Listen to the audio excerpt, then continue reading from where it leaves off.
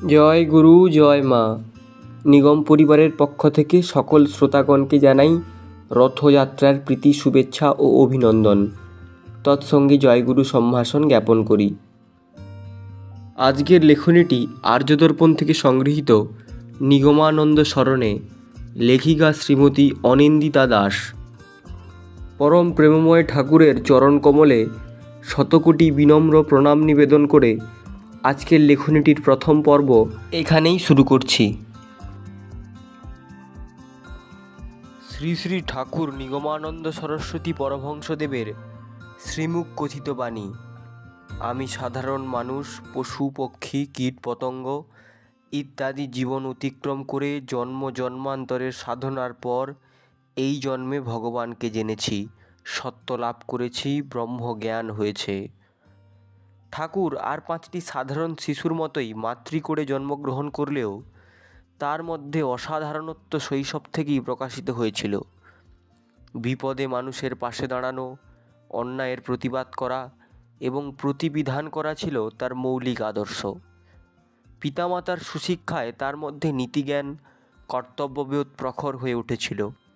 কুসংস্কার তিনি পছন্দ করতেন না। নেতৃসুলভ মনোভাব ছোটবেলা থেকেই তার মধ্যে স্ফুরিত হয়েছিল। কুতুবপুর গ্রামের 8-10টি বালকের সঙ্গে তিনি খেলাধুলো করতেন। তার খেলার কৌশল নীতি আর সকলে বিনা বাক্য ব্যয়ে মেনে নিত। ক্রমশ তিনি হয়ে উঠলেন ছোটদের দলনেতা।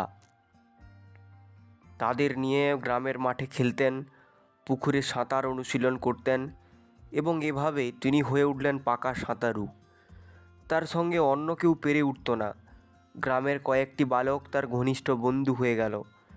এই কয়েকজন তার সর্বসময়ের সঙ্গী হয়। তাদের মধ্যে যদু অন্যতম। ক্রমশ তিনি কৈশোরে পা দিলেন। একদিন তিনি স্নান করে গৃহে ফিরছেন। এমন সময় শুনতে পেলেন এক বৃদ্ধা আর্তনাদ করছে। তিনি দ্রুত সেখানে গিয়ে দেখেন এক বৌমা অতি নির্দয়ভাবে তার শাশুড়িকে লাথি মারছে আর রোয়াকের এদিক থেকে ওদিক টেনে ঘষড়ে নিয়ে যাচ্ছে।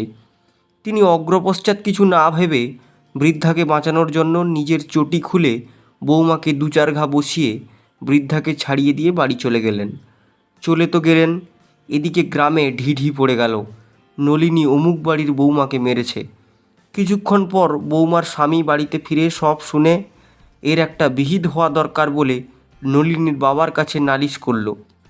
বাবা জানতে চাইলে সকলের সম্মুখে নলিনীর স্পষ্ট জবাব, হ্যাঁ মেরেছি, বেশ করেছি, আমি না আটকালে বুড়ো মা তো মরেই যেত।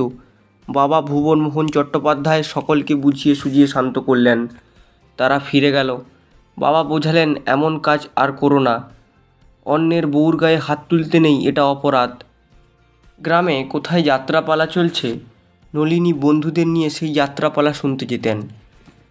এই সময় থেকে তার মধ্যে কাব্য, নাটক, উপন্যাস ইত্যাদি লেখার প্রতিভা স্ফুরিত হতে থাকে। লেখাপড়ার ফাঁকে ফাঁকে কিশোর বয়সেই তিনি লিখে ফেললেন তরণী সেন বধ নাটক।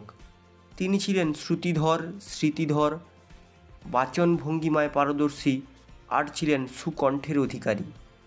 এই সব গুণ পরবর্তীকালেও ছিল সমান বিদ্যমান। তরণী সেন বধের শর্মার গান পরবর্তীকালে ছোট শিশুর লীলা এবং কুটিরের সকলকে শ্রী শ্রী ঠাকুর শুনিয়েছিলেন। ছাড়ব না তোমারে রাম, তোমার পদতরণী, শুনেছি হে পতির মুখে রাম, আমি পার হব হে বৈতরণী। ভগবান শ্রীরামচন্দ্র না জেনে বন্ধু বিভীষণের একমাত্র পুত্র তরণী সেনকে বধ করায় তরণী সেনের মাতা সরমা উন্মাদিনী হয়ে ভগবান রামচন্দ্রের শ্রীপদযুগল তরণী বা নৌকা আশ্রয় করে সংসার বৈতরণী পার হওয়ার প্রার্থনা জানাচ্ছে। এমনই বহু নাটকের অংশ, শৈশবে শেখা ছড়া কবিতা পরবর্তীকালেও তার স্মৃতিতে উজ্জ্বল হয়েছিল। নারায়ণী দেবী সেসব বর্ণনা করেছেন। একদিন বিকেলে বন্ধুদের নিয়ে বাড়ি ফিরছেন। শুনতে পেলেন যে অমুক বাড়ির অমুকজন মারা গেছে আর তার দেহ এখনও ঘরে পড়ে আছে।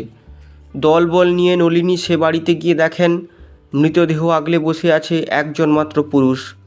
কারণ জানতে চাইলে বলা হলো, এরা অব্রাহ্মণ, এদের জাতের লোক না আসা পর্যন্ত অপেক্ষা করতে হবে। কিশোর নলিনীর মনে হলো ইতিমধ্যে বহু ঘন্টা কেটে গেছে, আর দেরি করা ঠিক হবে না। তাই তার দলবল নিয়ে নিজেরাই কাঁধে তুলে শ্মশানে মৃতদেহ পৌঁছে দিয়ে নলিনী শেষকৃত্যের সুযোগ করে দিলেন। এরা গ্রামে ফিরতেই ঢিঢি পড়ে গেল, ছি ছি, ব্রাহ্মণের ছেলে হয়ে অব্রাহ্মণের সব দেহ কাঁধে তুলে শ্মশানে পৌঁছে দেওয়া। এর জন্য নলিনীকে এবার প্রায়শ্চিত্ত করতে হবে। নলিনী কিন্তু নির্ভীকভাবে বন্ধুদের নিয়ে আগের মতো স্কুলে যাওয়া আসা, খেলাধুলা, সাঁতার কাটা সব কিছুই করছেন। তিনি জানেন তিনি কোনো অন্যায় করেননি, বিপদের সময় অসহায় মানুষের পাশে দাঁড়িয়েছেন মাত্র।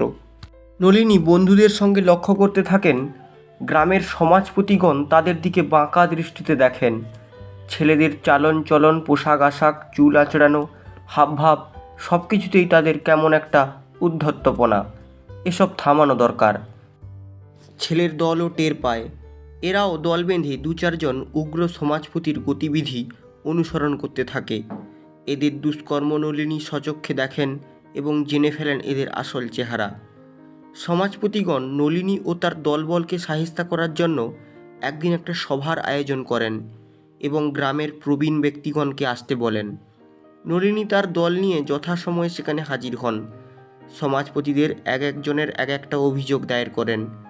কে আজকাল টেরিকাটা চুল করেছে, কে লম্বা চুল রাখছে, কার পোশাক অন্যরকম হয়ে যাচ্ছে, কার হাবভাব উদ্ধত ধরনের, ইত্যাদি ইত্যাদি। নলিনী এবার বন্ধুদের হয়ে সভায় দাঁড়িয়ে নির্দ্বিধায় বলা শুরু করলেন, আচ্ছা অমুক খুড়ো, তার আগে আপনি বলুন তো, অমুক দিন অমুকের বাড়িতে সন্ধ্যার পর আপনি গেছিলেন কি না? সেখানে কোনো প্রয়োজন ছিল? আর এই যে অমুক খুড়ো, আপনি ওই দিন অমুক জায়গায় কি করছিলেন? সমাজপতিগণ নিরুত্তর থেকে একজন এক একটা জরুরি কাজের কথা বলে সভা ত্যাগ করে সম্মান বাঁচাতে বাধ্য হন। তাঁদের তখন আপত্তি করার সাহস আর হলো না। সকলকে জয়গুরু সম্ভাষণ জানিয়ে আজকের পর্বটি এখানেই শেষ করছি। দ্বিতীয় পর্ব শীঘ্রই আসবে। নিগম পরিবার চ্যানেলে নতুন হয়ে থাকলে অবশ্যই চ্যানেলটিকে সাবস্ক্রাইব করুন এবং আপনাদের মতামত কমেন্ট বক্সে জানাবেন।